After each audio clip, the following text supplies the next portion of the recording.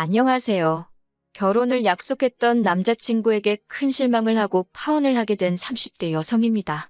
이런 남자 때문에 버린 제 지난 시간을 생각하면 속이 상하다 못해 쓰려서 입에서 단내가 날 지경이에요.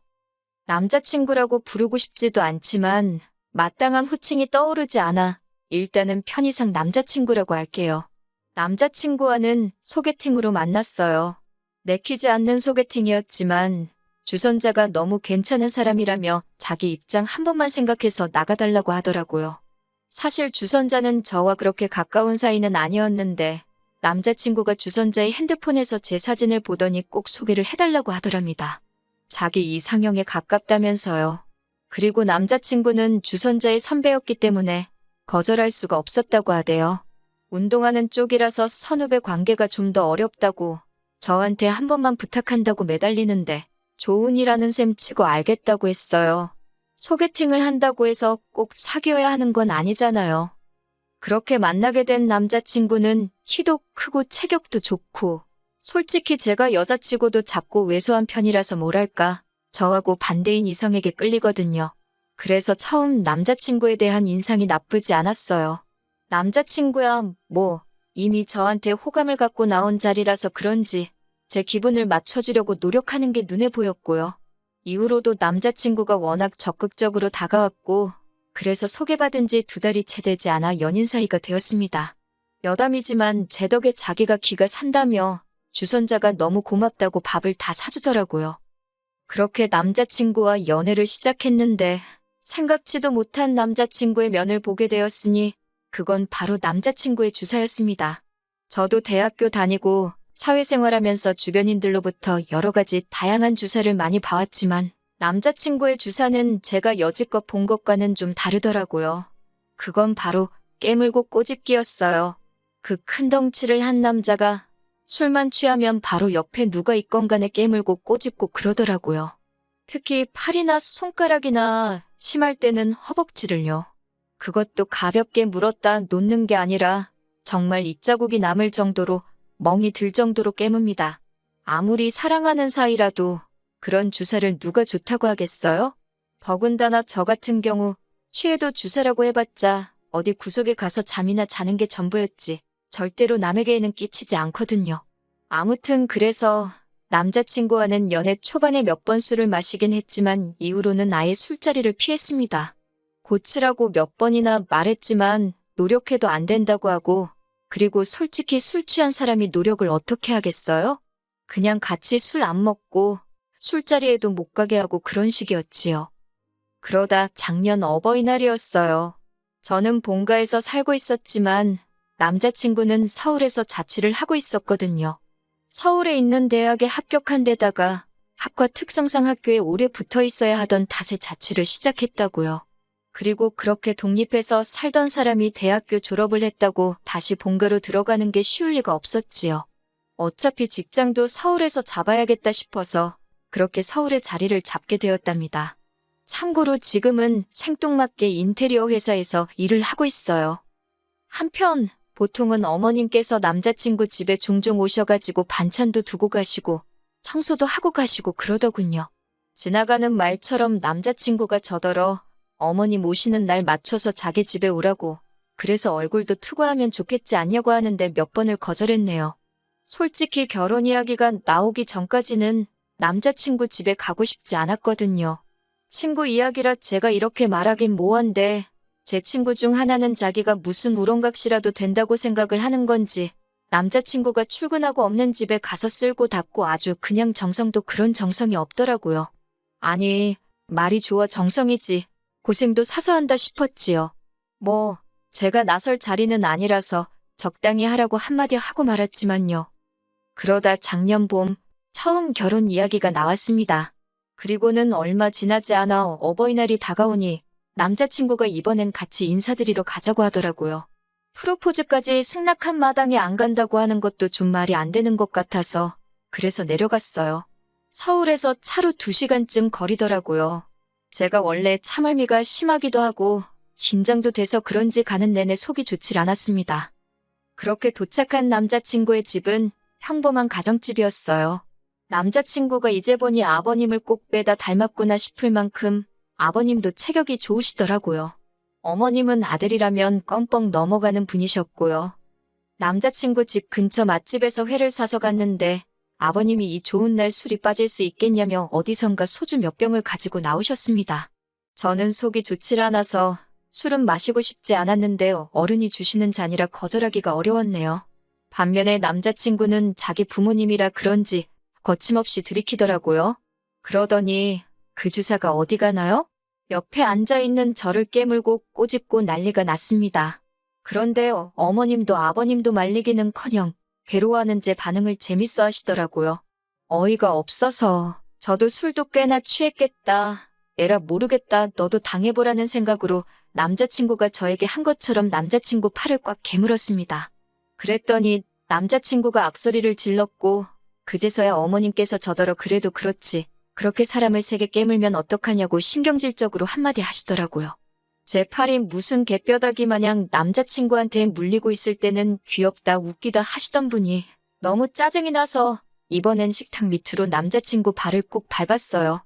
그러자 남자친구도 취기가 올라서 그런지 그걸 참지를 않고는 저한테 야하고 소리를 지르더라고요. 그래서 왜 하고 저도 받아쳤습니다.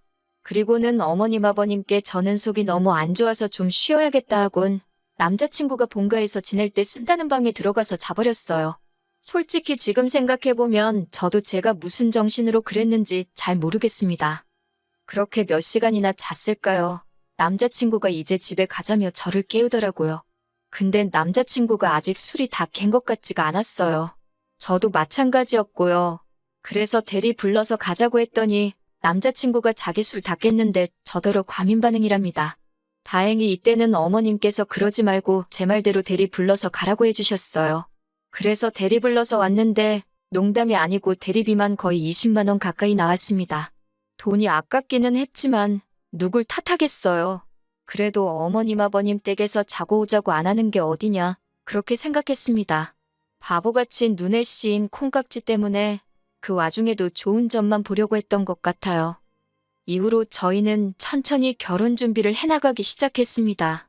금전적인 부분부터 시작해서 제 생각과 다른 부분도 있었고 서로 직장 문제도 있어서 뭐하나 속 시원하게 진행되지가 않더라고요. 그리고 이것 때문에 남자친구와 조금씩 다투기도 했어요. 아무리 서로 다른 두 사람이 만나서 하는 결혼이라지만 연애 때는 안 그랬는데 왜 막상 결혼 준비를 시작하니까 이렇게 다투게 되는 건지 이해할 수가 없었지요. 헤어져야 하나 그런 생각을 안 한 것도 아니었네요.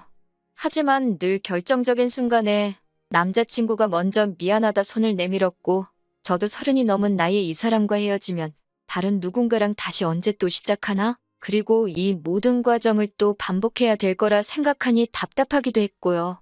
그래서 남자친구가 손 내밀면 못 이긴 척 잡고 그렇게 버텼던 것 같아요. 다른 사람들도 별반 다르지 않을 거라고 스스로를 이해시키면서 말이에요. 한편 그러다 지난 늦은 가을에 저희 어머니가 큰 사고를 당하셨어요. 원래도 무릎이 안 좋으신데 계단에서 넘어지시면서 그대로 고꾸라지셔가지고 무릎이 완전히 나가서 수술하고 철심을 박으셨지요. 그뿐만이 아니라 어깨도 심하게 골절이 되었고요. 병원에도 꽤 오래 입원해 계셨습니다. 그런데 남자친구가 한 번도 얼굴을 안 비추더라고요. 저는 내심자진해서 남자친구가 먼저 언제 뵈러 가도 될 거냐, 건강은 좀 어떠시냐 하고 물어봐 주길 바랬는데 하다못해 틀에 박힌 안부 인사는 고사하고 저희 어머니가 입원을 하신 바람에 결혼 준비가 좀 늦어지는 것 같다고 서운해하더라고요. 그런 사람한테 병문안 이야기를 하기가 어찌나 구차하게 느껴지던지. 그리고 돌이켜 생각해보면 이로 인해 남자친구를 향한 제 마음이 조금씩 달라지고 있었던 것 같아요. 다만 여러 가지로 신경 쓸 일이 많다 보니 남자친구에 대한 마음을 가지고 고민할 여력조차 없었다고 할까요? 그런데 안 좋은 일은 왜 한 번에 연달아 터지는 건지 모르겠습니다. 저희 어머니가 퇴원을 하시고 얼마 되지 않았던 때였습니다. 생각지도 못한 충격적인 이야기를 듣게 되었어요. 그건 바로 남자친구의 어머님께서 간암 판정을 받으셨다고요. 너무 늦게 검사를 받으신 탓에 간암인 걸 알게 되기는 했지만 손도 써볼 수 없을 만큼 늦은 상태였답니다. 의사 말로는 길면 3-4달은 버틸 수 있을 거라길래 그때부터 남자친구와 저도 결혼식 준비에 박차를 가했어요. 집이고 혼수고 그런 건 나중에 해도 된다. 일단 식부터 빨리 올리자며. 그런데 솔직히 털어놓자면 저는 마음이 불편했어요. 저도 여자고 결혼에 대한 저 나름대로의 기대치라던가 그런 게 있었으니까요. 그래서 갑자기 번갯불에 콩거 먹듯 준비에 박차를 가하는 게 내키지 않았네요. 하지만 동시에 비록 한 번밖에 뵌 적 없는 어머님이셨지만 마음이 쓰이더라고요. 복잡한 심정이었네요. 하지만 어머님께서는 한 달도 채 버티지 못하고 세상을 떠나셨습니다. 한 달은 마음의 준비를 하기에도 부족한 시간이었고 남자친구에게는 어쨌든 갑작스러운 일이었지요. 그렇게 어머님 장례식장에 저는 당연히 갔습니다. 회사에 휴가를 냈고 그렇게 3일 내내 남자친구 옆을 지키며 조문객을 맞았어요. 비록 결혼은 하지 않았지만 그게 마땅히 제 할 도리라고 생각했습니다. 저희 부모님께서도 안타까워하시며 부의금으로 50만 원 보내셨고요. 그렇게 장례식이 끝나고 한 일주일쯤 지났을 때였어요. 결혼 이야기는 다시 올스탑이 된 상황이었고요. 그런 와중에 하루는 늦은 밤이었는데 밖에서 고래고래 누군가 제 이름을 부르는 것 같더라고요. 그래서 내다보니 세상에 한눈에 봐도 남자친구가 고주망태가 되어서는 아파트 단지 내에서 그렇게 시끄럽게 저를 찾고 있는 게 아니겠어요? 제가 놀라서 뛰어내려갔습니다. 그랬더니 남자친구가 제 어깨를 딱 잡고서는 저더러 한다는 소리가 저희 부모님 후회할 거랍니다. 자기가 저랑 결혼하면 저희 부모님한테 어떻게 하는지 한번 두고 보래요. 저는 이게 무슨 소린가 제 귀를 의심했지요. 무슨 소리를 하는 거냐고 정신 차리라니까 어떻게 어머님 장례식에 저희 부모님이 안 오실 수가 있냐고 그래요. 하지만 저희 어머니는 수술로 인해 여전히 혼자 거동이 어려우신 상황이었고 아버지께서는 직장에 나가셔야 했으니 당연한 거 아닌가요? 그리고 저희 어머니가 아프셨을 때 안부 한번 제대로 묻지 않았고 전화 한번 드린 적 없으면서 어쩜 이렇게 사람이 뻔뻔한가 싶더라고요.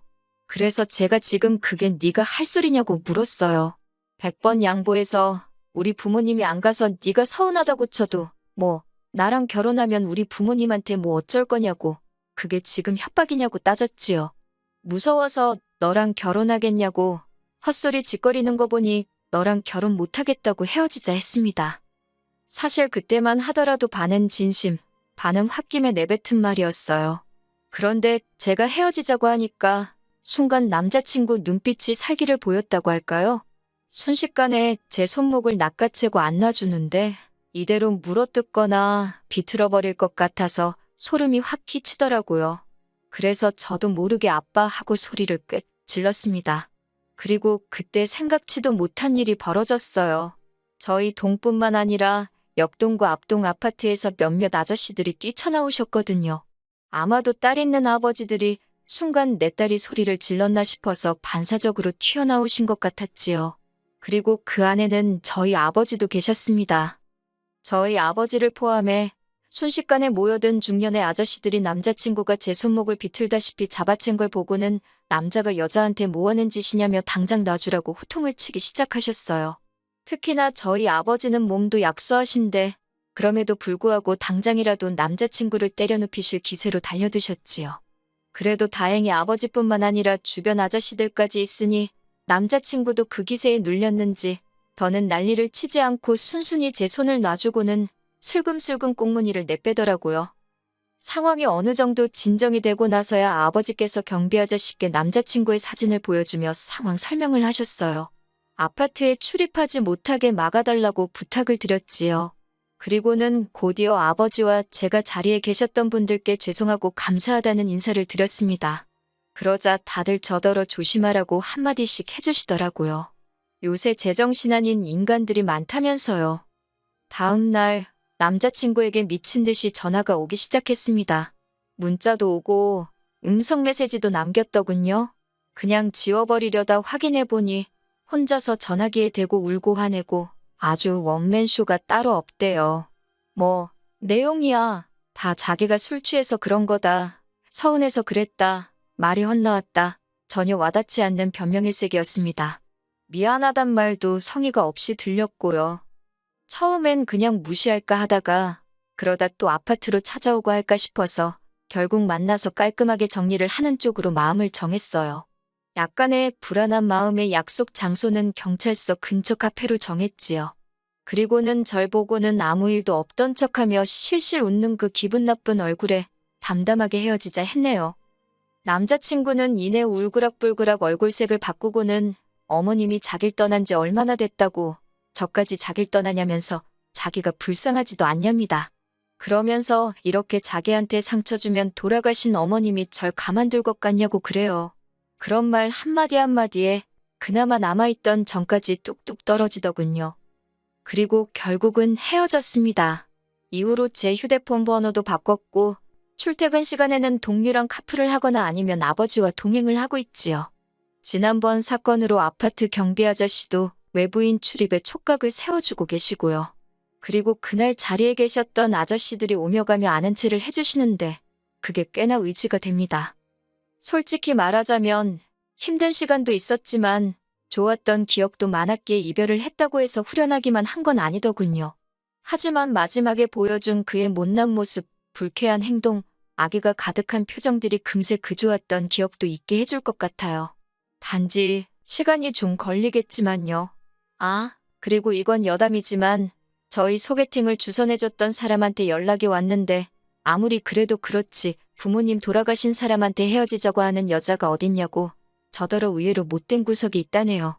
어이가 없어서 그렇게 불쌍하면 네가 걷어주라고 쏘아붙이고는 그 주선자란 작자하고도 손절했습니다. 끼리끼리라는 말 잊지 말아야겠어요.